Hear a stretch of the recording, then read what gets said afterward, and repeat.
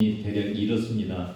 우선 철을 제조할 수 있도록 철광석을 광산에서 가져옵니다.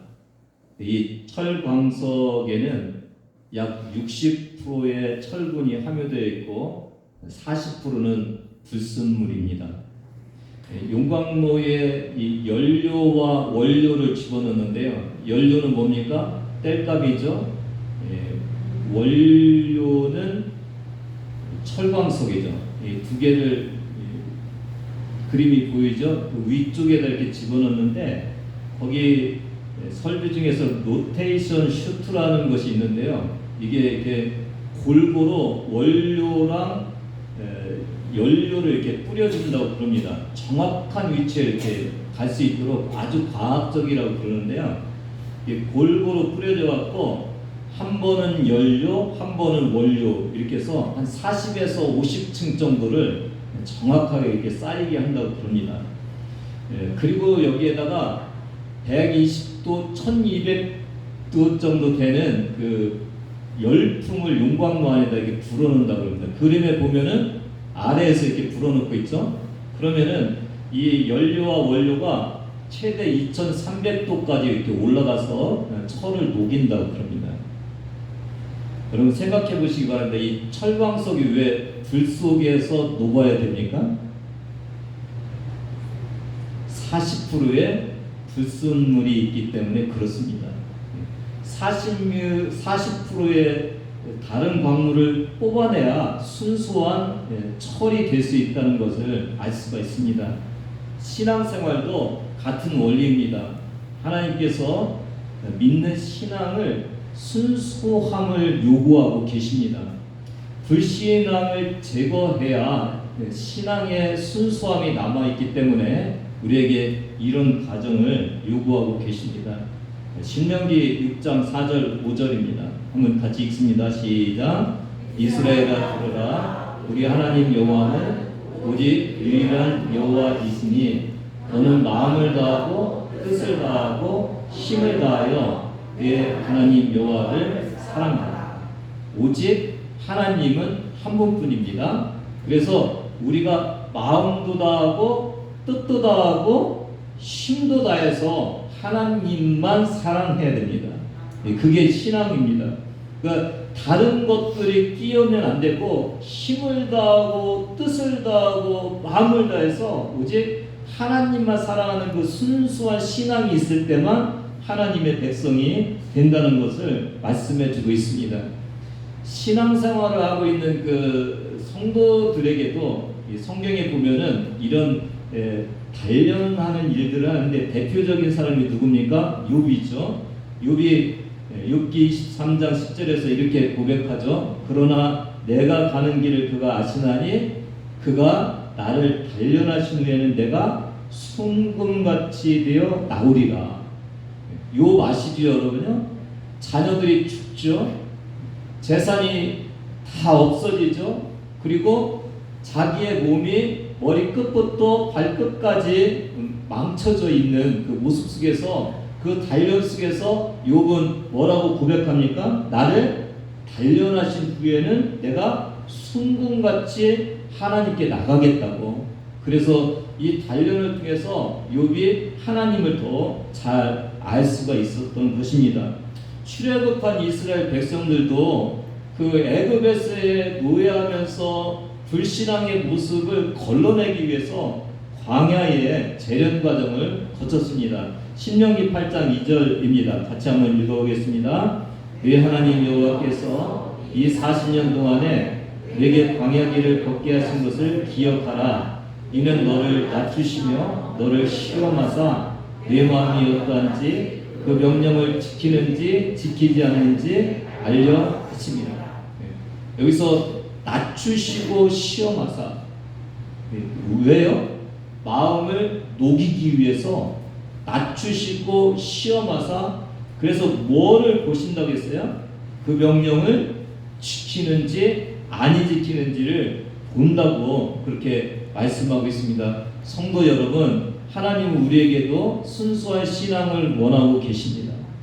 오직 하나님만 바라보고 살아가는 그 신앙을 하나님이 원하고 계십니다.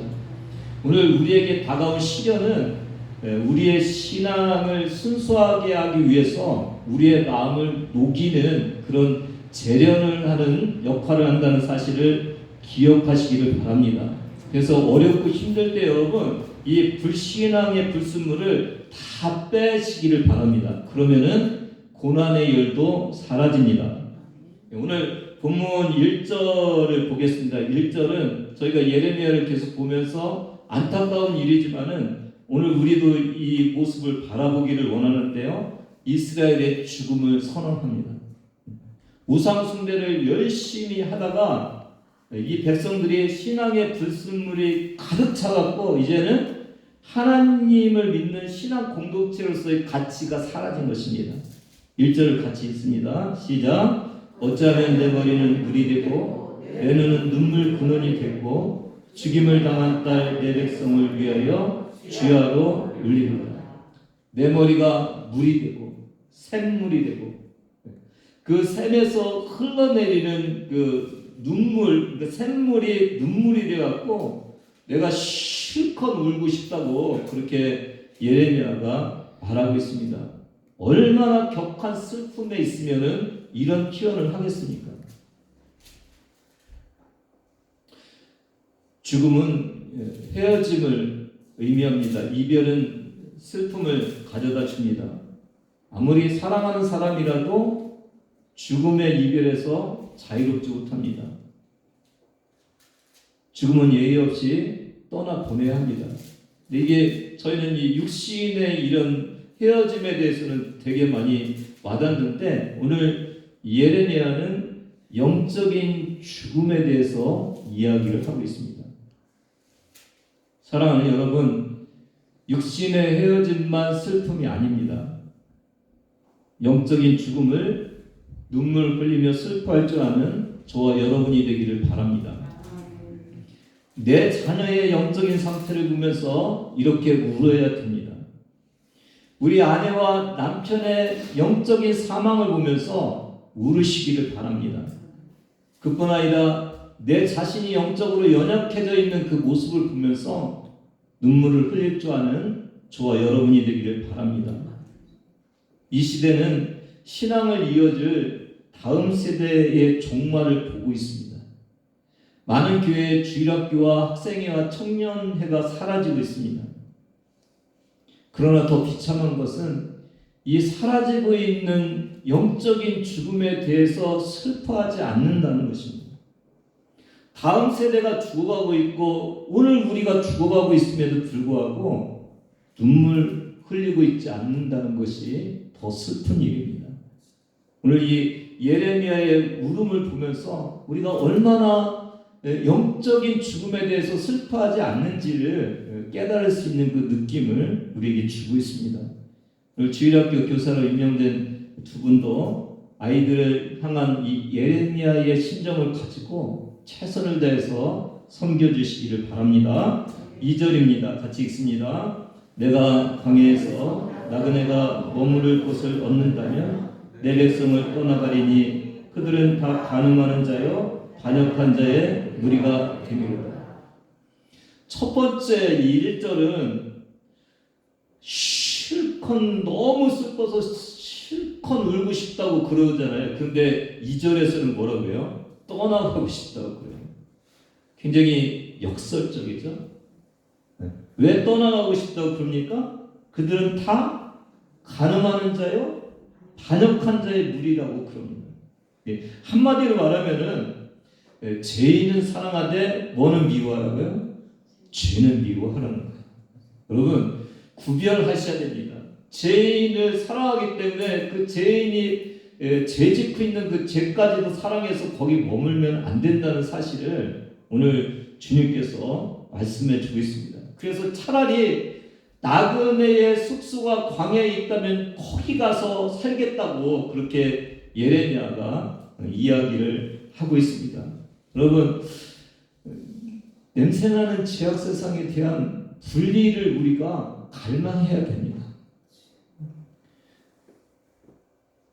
예수님은 마태복음 23장 37절에서 이렇게 말씀하십니다. 예루살렘아 예루살렘아 선지자들을 죽이고 네게 파송된 자들을 돌로 치는 자여, 암탉이 그 새끼를 날개 아래 모음같이 내가 네 자녀를 모으려 한 일이 몇 번이더냐. 그러나 너희가 원하지 아니하였도다. 주님은 예루살렘을 보면서 죄악에서 끌어내서 주님과 함께 살기를 원했는데 그러지 않으니까 이제 어쩔 수 없이 멸망으로 가는 그 모습을 보면서 안타까워하시는 그 주님의 모습을 볼 수가 있습니다. 여러분, 불신앙을 보면서 그 불신앙의 신앙을 갖고 있는 사람은 사랑하고 안타까워하되 그 불신앙을 미워하고 떠나기를 원하는 여러분이 되기를 주님의 이름으로 부탁을 드립니다. 이 사사기를 보면은요, 사사기 10장 3절에서 5절에 보면 사사 한 사람이 소개가 됩니다. 누굽니까? 야일입니다. 야일이 몇 년 동안 사사 생활합니까? 22년. 근데 달랑 그의 사사로서의 사역을 보면은 뭐라고 합니까? 아들 30명을 낳고 그 다음에 낙이 30을 탔다고 그랬는데요. 영어를 보니까 아이들이 낙이 30을 탔다는 얘기예요. 이게 한마디로 말하면 아이들 30명 나눴고 그 아이들에게 낙이 한 마리씩 탈 수 있는, 지금으로 말하면 좋은 차 한 대씩을 탈 수 있도록 만들었다고 그러고 있어요. 그러고는 마무리를 뭐라고 합니까? 야일이 죽음. 여러분, 사사로서 나라를 위해서 신앙을 위해서 일하다 갔다고 기록되어야 되는데 이 사사 야일은 뭐라고 합니까? 아들 반이 낳고 그 아들들에게 낙이 탈 수 있게 해주고 죽었다고 그렇게 소개하고 있습니다. 여러분, 아이들과 함께 세상에서 부귀영화 누리다가 죽었다는 수식어가 여러분에게 붙기를 원하십니까? 아니면 신앙생활 잘하면서 자녀들을 신앙으로 이끌고 직장에 있는 사람들을 구원으로 이끌었다는 수식어가 붙기를 원하십니까? 하나님을 기쁘시게 했다가 죽었다는 그 수식어가 여러분의 인생에 붙기를 원하십니까? 아니면 세상에서 부지런히 살다가 제대로 된 신앙생활을 하지 못하고 죽었다는 수식어가 붙기를 원하십니까? 제가 월사 기도회가 있었고 또 그 하상한 역량 강화가 있었고 세계 기도회 있었는데 참 참석하지 못하는 분들을 보면서 되게 안타까웠어요. 근데 저도 이제 담임사관이니까 왜 그런지를 좀 바라봐야 되잖아요. 이게 보면은 다들 이해가 되는 일들을 하고 있고 너무 바빠요. 계속 못 가는 건 맞아요. 근데 그럼에도 불구하고 안타까운 것 중에 하나는 그냥 참석하지 못한다는 거예요. 여러분, 어떡하시겠습니까?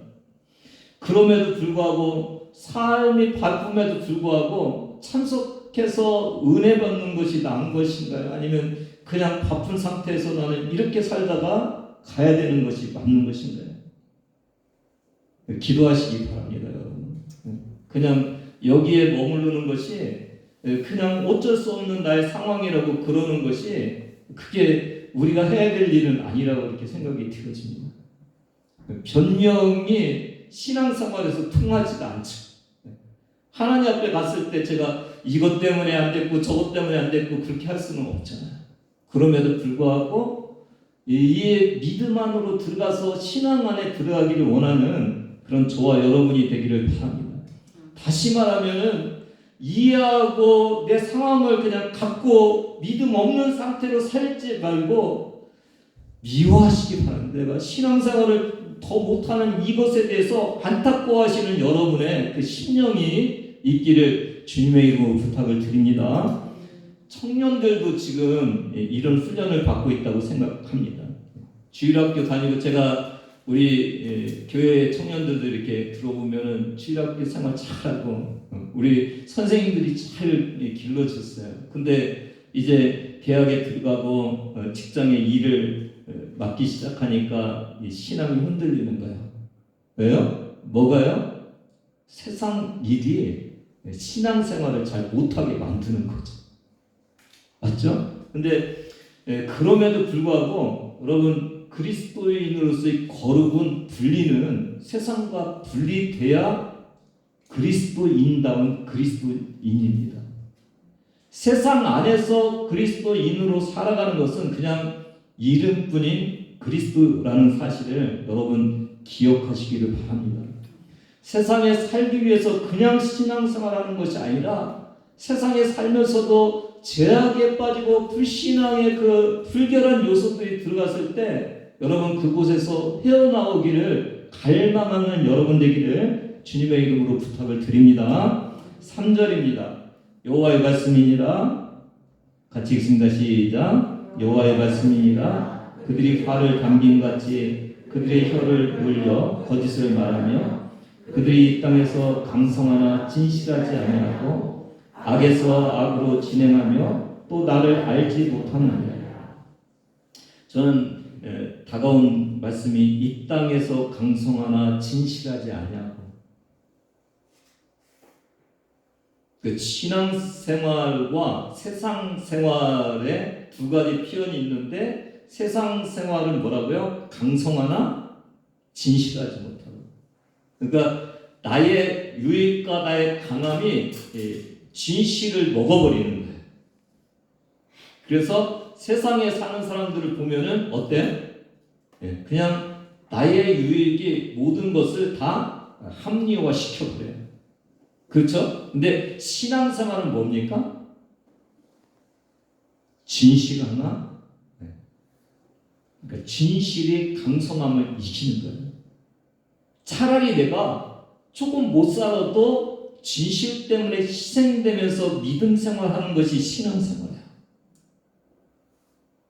하나님께서 그렇게 진실된 신앙생활을 하면서 더 세상 사람보다 복 주면은 그거 감사한 일인데 그렇지 않을지라도 내가 희생할지라도 나는 강성함보다는 진실함을 택해갔다고 진실함이 강성함을 이기는 것이 이게 신앙생활이라는 것을 알 수가 있습니다. 십계명의 제9가 뭡니까? 네 이웃에 대하여 거짓 증거하지 마라. 그러니까 내 강성함 속에 뭐가 들어가 있는 거예요? 하나님에 대한 신앙이 없어진 거예요. 그러니까 내 유익이 하나님의 말씀을 거절하고 있는 거예요. 그러니까 이게 얼마나 안타까운 일인지를 저와 여러분이 깨닫는 시간이 되기를 바랍니다. 시편 84편 10절을 같이 읽습니다. 시작. 주의 공중에서의 한날이 다른 곳에서의 첫날보다 나은즉 악인의 장막에 사는 것보다 내 하나님의 성전 문지기로 있는 것이 좋사. 세상에서 천년 만년 잘 사는 것보다 차라리 하나님의 성전에서 하루를 살더라도 그게 나는 낫겠다. 이 고백이죠. 여러분 동의하십니까? 하나님의 성전의 문지기의 가장 낮은 곳에 있는 것이 차라리 좋은 장막을 짓고 사는 것보다 나는 그것을 택하겠다고 시편 기자가 고백하고 있습니다. 오늘 저와 여러분에게 끊임없이 다가오는 세상 사는 일, 내가 세상에서 어떻게 잘 살 수 있는 것인지를 생각하는 그 일보다 더 중요한 것은 하나님의 뜻대로 살아내겠다는 그 순수한 신앙으로 가는 저와 여러분의 믿음 생활인 것을 오늘 말씀해 주고 있습니다. 요한복음 6장 63절입니다. 시작. 살리는 것은 영이니 육은 무익하니라. 내가 너에게 이르는 말은 영이요 생명이라. 자칫 육을 위해서 살다가 영이 죽을 수 있습니다. 영을 위해서 육을 내려놓으시는 저와 여러분 되기를 주님의 이름으로 부탁을 드립니다.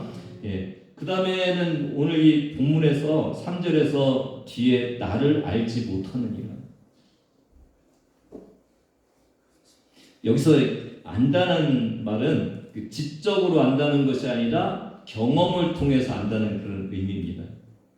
여러분 오늘 이 시대가 굉장히 많은 설교가 있고 은혜로운 설교가 있고 그리고 많은 지식을 알 수 있는 성경 공부도 있습니다.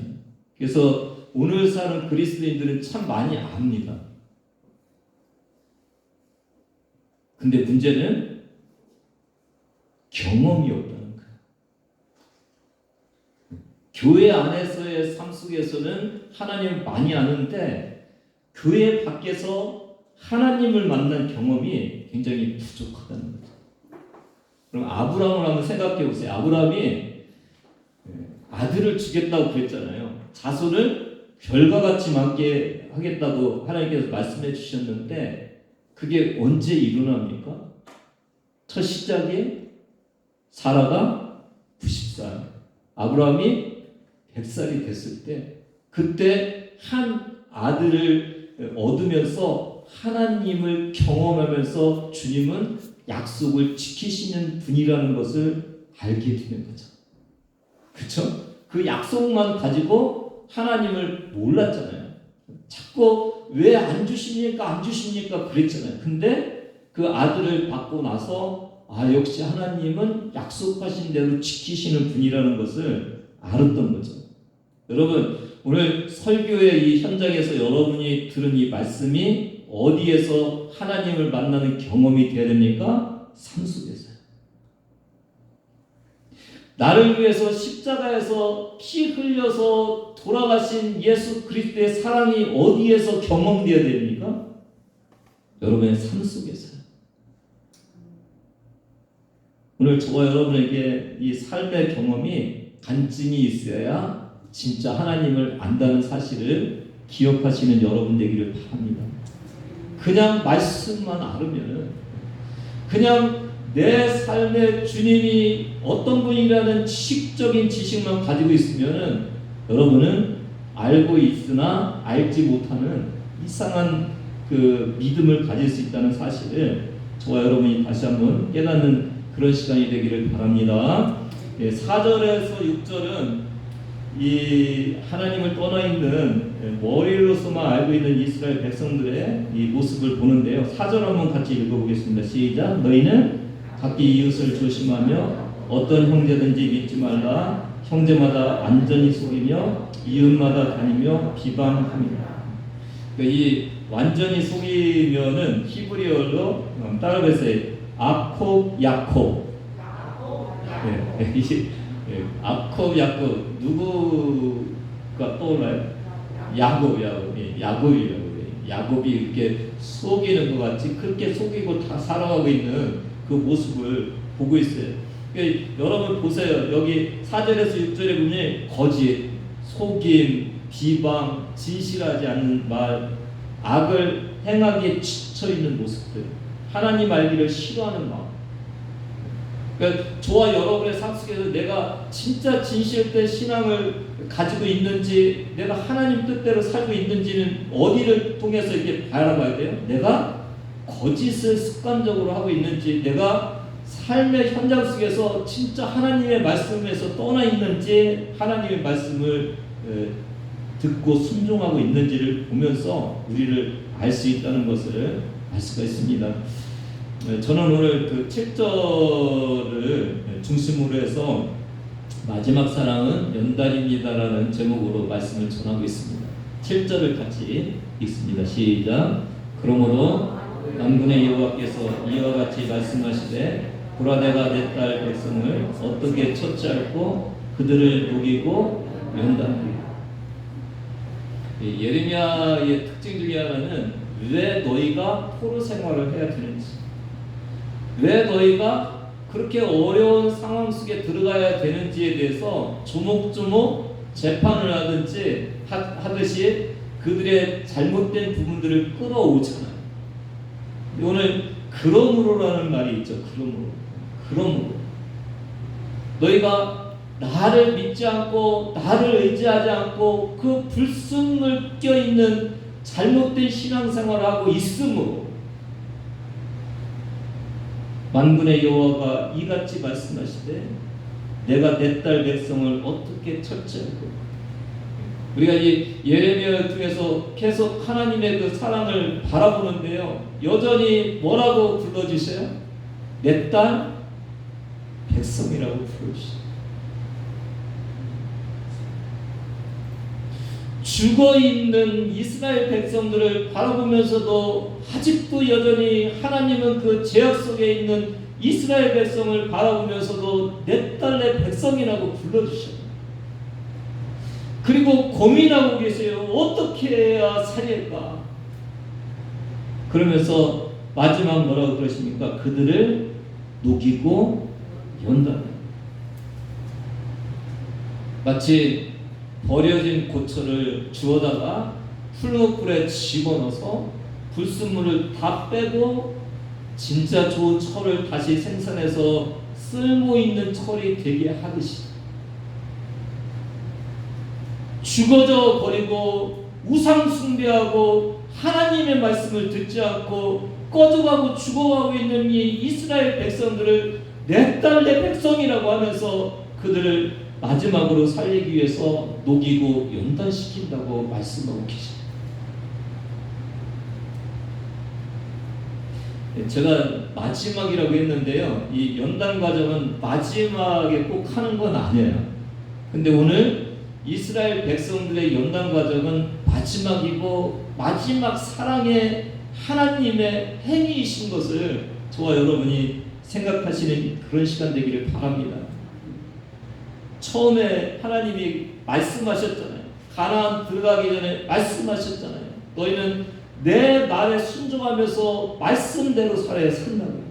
안 됐잖아요. 그러니까 누구를 또 보내주셨어요? 선지자들을 보내주셨잖아요. 끊임없이 말씀하셨잖아요.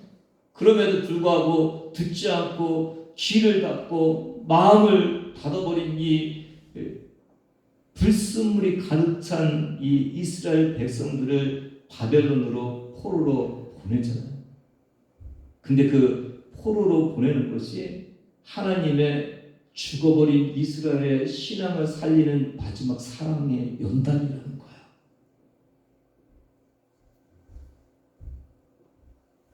하나님은 자발적으로 주님 앞에 나와서 예배드리기를 원하셔요. 하나님은 말씀대로 순종하며 살기를 원하셔요. 그래도 안 되면은 말씀하셔요. 돌아오라고. 그럼에도 안 되면은 하나님의 마지막 사랑의 방법은 뭐라고요? 시련을 주셔요. 오늘 혹시 여러분 중에 시련 당하고 계십니까? 고난 당하십니까? 고난 통해서 하나님에 대한 순수한 신앙으로 다시 돌아가시는 여러분 되기를 바랍니다. 아프고 힘들고 어려워서 신앙생활 못합니다가 아니라 그 아프고 힘든 그 과정은 그럼에도 불구하고 하나님께 나오라는 하나님의 그 고난과 연단의 재료예요. 주님 앞에 속히 나오시는 여러분 되기를 주님의 이름으로 부탁을 드립니다.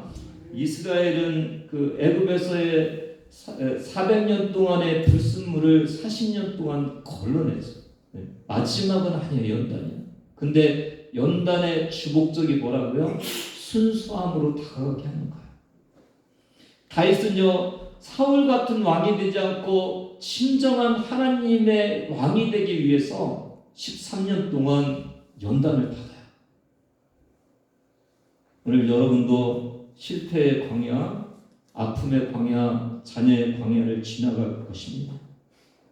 고단한 인생을 통해서 여러분 순수한 신앙으로 주님 앞에 나가시는 여러분 되기를 주님의 이름으로 부탁을 드립니다.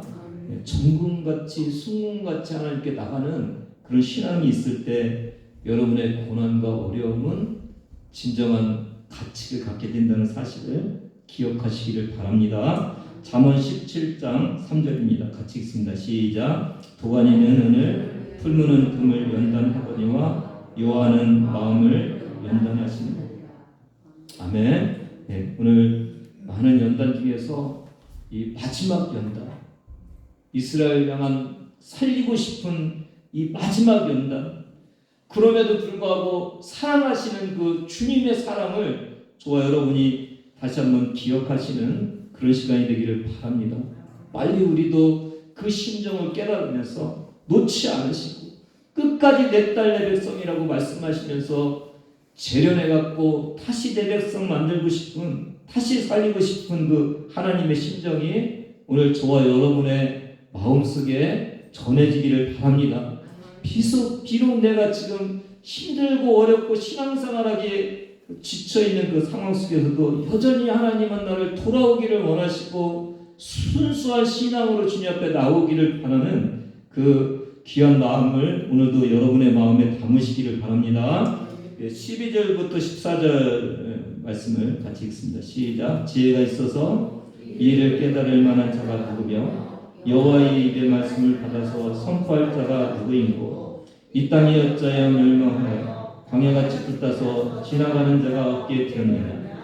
여호와께서 말씀하시되 이는 그들이 내가 그들의 앞에 세운 나의 율법을 버리고 내 목소리를 순종하지 아니하며 그대로 행하지 아니하고 그 마음의 완악함을 따라 그 조상들이 자기에게 가르친 바알들을 따랐습니다.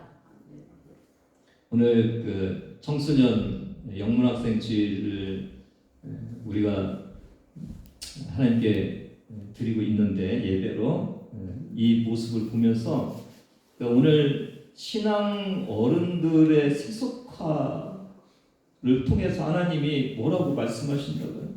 너희가 빨리 돌아와야 다음 세대를 길러낼 수 있다. 오늘 어른 신앙 공동체가 살아나야 내일의 다음 세대가 살아난다는 사실을 오늘 주님께서 말씀해 주고 계셔요. 성경은 다음 세대에 대한 이야기들을 많이 해요. 출애굽기 12장 26, 27절입니다. 26절 같이 읽습니다. 시작. 이후에 너의 자녀가 묻기를 이 예식이 무슨 뜻이냐. 네. 6월절 예식이 무슨 뜻이냐고 누가 묻거든요. 자녀들이 묻거든요. 그때 뭐라고 얘기하라고요? 하나님께서 우리 집을 구원하셨다는 그 신앙의 경험을 자녀들에게 얘기해 주라.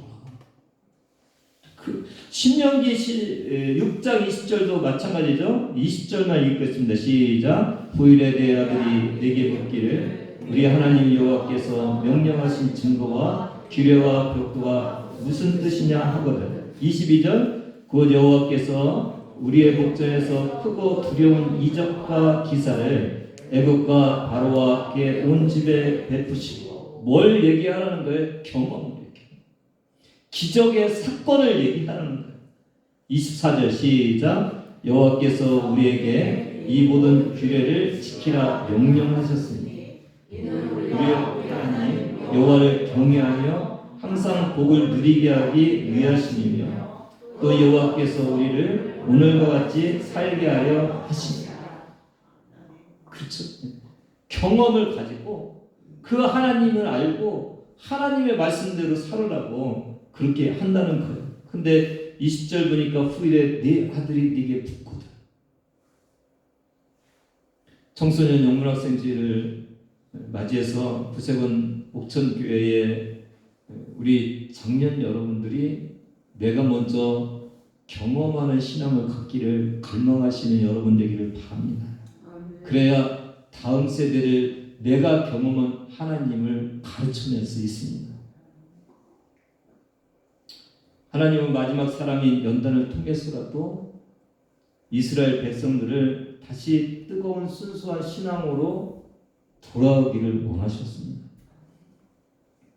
오늘 우리가 진정한 순수한 신앙으로 돌아가야 다음 세대가 살아날 수 있습니다. 오늘 저와 여러분이 참 힘든 시대를 살고 있어요. 신앙생활 하기가요.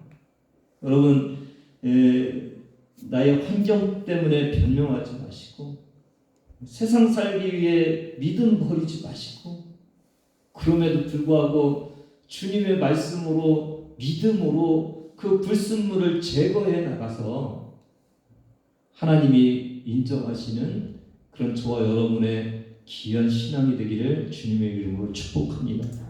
그래야 다음 세대가 살아날 수 있습니다. 우리가 내가 만난 하나님을 여러분의 자녀들에게 그래야 전해줄 수가 있는 것이죠. 그런 저와 여러분 되기를 주님의 이름으로 축복합니다. 하나님 아버지 감사합니다. 오늘 청소년